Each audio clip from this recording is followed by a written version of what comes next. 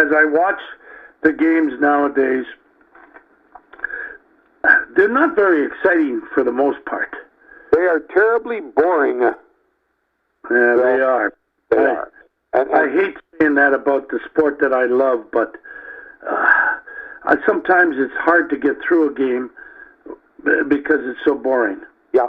And you know what, Phil? A mutual friend of ours, we were talking about it the other day, and his solution to this, without naming him, is to put the red line back in. Agreed. Allow a defenseman to play like the basketball players play. If you're in position and you don't move, you can be a screen. In other words, some protection for our defensemen from the game they're playing now. But I agree. think putting the red line back in will put the game back in the centerman's hands. And that's what they don't have anymore. No playmaking centerman. They just do the same shit as the wingers and the big, strong guys who can skate. And the beauty of the game of hockey, and you know this better than I, is the guy with the puck in the middle of the ice making plays. Whoever told you that, I agree with 100%, because I think that they've got to put the red line back in. I am so tired of this. Shoot it and try to deflect it in. You miss it, icing. Everything's icing. Yep. I mean, it drives, when that big long pass is a good one and it gets on the guy's stick and he comes in for a breakaway, it's exciting.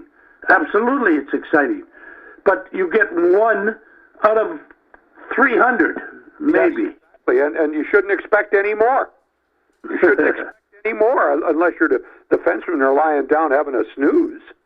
That's right. That's exactly right. But you know what, Billy? As I watch the game, and I know that everybody says the game is better now than it's ever been, I can't subscribe to that. I can't. No, I think that is a byproduct of Gary Bettman, who's done a marvelous job with this league. Let's get that straight. Yes, he has. Gary's credo is, if it's going well, don't change it. And they're making more money than Carter has kidney pills, so they're not going to change it. But the entertainment factor, the entertainment value of the game, has diminished for those who had the opportunity to see what it was like before. And I think it's fair for those people, particularly guys like yourself who played in that era. And I think it's that the game has not been.